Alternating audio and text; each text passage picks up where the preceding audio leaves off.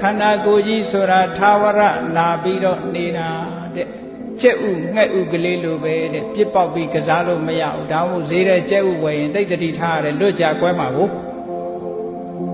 ခန္ဓာကိုယ်ကြီးရဲ့ခလုတ်တိုက်မယ်လဲလိုက်မယ်ဆိုတော့ကျိုးမသွားဘူးလားအယိုးကျိုးရတာနဲ့ဟုတ်လားရေချိုးကနေလဲလို့အယိုးကျိုးသွားတာတို့ခလုတ်တိုက်လိုက်လို့ပဲ့သွားတာတို့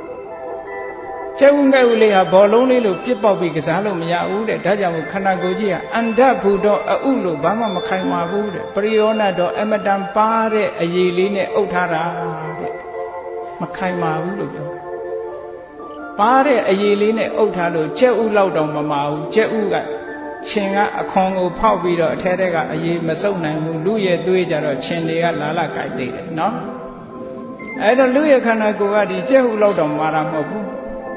အဲ့ဒီလိုခန္ဓာကိုယ်ကြီးရထားတဲ့နဲ့ဟေးနေကောင်းရင်လားလို့ဆိုအာနေကောင်းပါဗျာကျွတ်တို့ကတော့ဒေါင်းမြည်လို့ဆိုမြတ်စွာဘုရားကယောဣမံကာယံပရိဟရံတော်မူဟုတ်တံပိအာရောက်ကြံပဋိဇာနေယခိမေညတရပါလယယောခြင်းပုဂ္ဂိုလ်သည်ဣမံကာယံဤကဲ့သို့သာဝရ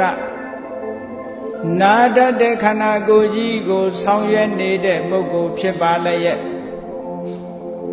အာရောက်ချံကျမ်းမာပါတယ်လို့မဟုတ်တံပိတခဏလေးများဒီပဋိဇာနေယဝန်ခံပြောကြညာ